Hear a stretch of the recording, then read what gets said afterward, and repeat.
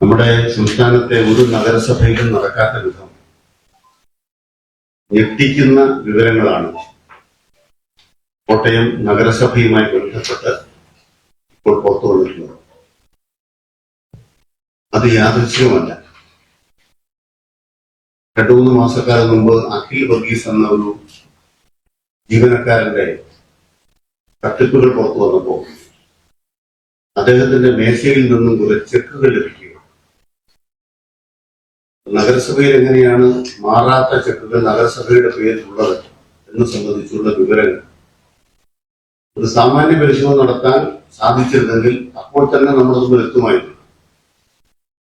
അയാൾ വ്യക്തിപരമായി ചെയ്തൊരു കാര്യമായിട്ടാണ് ആ ഘട്ടത്തിൽ നഗരസഭാ ഭരണം അത് പ്രചരിപ്പിക്കാൻ നോക്കിയത്. എന്നാൽ സഭാ ഭരണം പകൽക്കൊള്ള നടക്കുന്ന കുറുവാ സംഘത്തിന്റെ കയ്യിലാണ് എന്നുള്ളതാണ് ഇന്ന് നമ്മുടെ മുമ്പിൽ ബോധ്യമായിരിക്കുന്ന കാര്യം. ഇവിടെ നടന്ന തട്ടിപ്പിന്റെ ഉള്ളറകളിലേക്കുള്ള അന്വേഷണത്തിന്റെ ഒരു ഘട്ടമായിരുന്നു. ഈ അന്വേഷണം പുതിയതല്ല.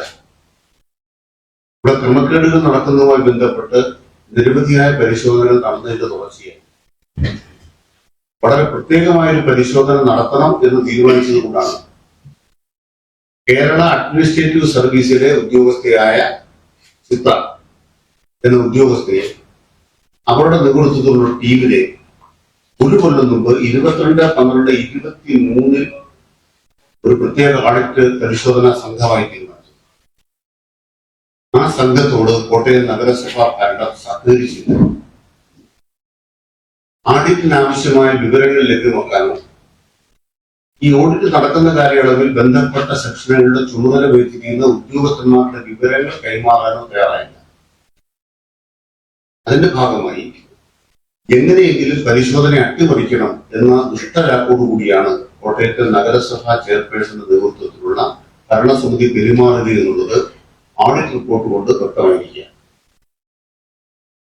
കോട്ടയം നഗരസഭയുടെ ഭരണ നേതൃത്വം UDF-നാണ്.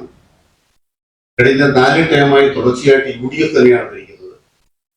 അതിന്റെ രാഷ്ട്രീയ നേതൃത്വം ഇവിടുത്തെ MLA ആണ്. നഗരസഭയുടെ ഏത് പ്രവർത്തനത്തിലും MLA ആണ് ഇടപെടുന്നത്. ഈ കൊള്ളയ്ക്കും ഉത്തരവാദിത്വം നൽകേണ്ടത്, ഉത്തരവാദിത്വം പറയേണ്ടത്, രാഷ്ട്രീയമായ ഉത്തരവാദിത്വം പറയേണ്ടത് കോട്ടയം MLA ശ്രീ തിരുവഞ്ചൂർ രാധാകൃഷ്ണനാണ്. വയനാട്ടിൽ അഴിമതി നടന്നപ്പോൾ അദ്ദേഹത്തെ അത് അന്വേഷിക്കാൻ ചുമതലപ്പെടുത്തിയത് ഇത്തരത്തിലുള്ള അദ്ദേഹത്തിന്റെ അറിവിന്റെ വൈദഗ്ധ്യം കൊണ്ടാവാം എന്ന് സംശയിക്കുന്ന തരത്തിലുള്ള ഒരു കാര്യമാണ് ഈ തട്ടിപ്പിലൂടെ ഇപ്പോൾ പുറത്തു വരുമ്പോൾ നമുക്ക് കാണുന്നത്. ഈ തിരുവഞ്ചൂർ രാധാകൃഷ്ണനും UDF-ന്റെ ജില്ലാ നേതൃത്വത്തിലും ഈ തട്ടിപ്പിന്റെ പങ്കിൽ അഖിൽ വർഗീസിന്റെ തട്ടിപ്പ് പുറത്തു വന്നപ്പോൾ ഇടതുപക്ഷ ജനാധിപത്യ സമരം നടത്തി, BJP-യോട് സമരം നടത്തി. ഞങ്ങൾ നടത്തിയ സമരം ജനാധിപത്യപരമാണെങ്കിൽ അകത്ത് കയറി അടിച്ചു കൊടുക്കുന്ന സമരമാണ് BJP നടത്തിയത്. BJP-കാരെന്ന് പറഞ്ഞു LDF-ന്റെ പിന്തുണയോടുകൂടിയാണ് ഈ തട്ടിപ്പ് നടന്നത്. ഇടതുപക്ഷ ജനാധിപത്യത്തിലൂടെ അവിശ്വാസ പ്രമേയം കൊടുത്തു. പക്ഷെ BJP-യുടെ നേതൃത്വം എന്താ ചെയ്തത്? UDF-ന്റെ നിലവിൽ കൗൺസിലർമാരെ വിനോദയാത്രയ്ക്ക് അയച്ച് അവിശ്വാസ പ്രമേയ ചർച്ചയിൽ നിന്ന് വിട്ടുനിന്ന് നിലവിലുള്ള ഭരണത്തെ താങ്ങി നിർത്തുന്ന പിന്താങ്ങ സംഘമായി BJP മാറി. അങ്ങനെ UDF-ഉം BJP-യും ചേർന്ന കൂട്ടുകൃഷിയാണ് കോട്ടയം നഗരസഭയിൽ 211 കോടിയിലേറെ രൂപയുടെ തട്ടിപ്പിന് കളമൊരുക്കിയത് എന്നത് ഇപ്പോൾ നമ്മുടെ മുമ്പിൽ വ്യക്തമായി.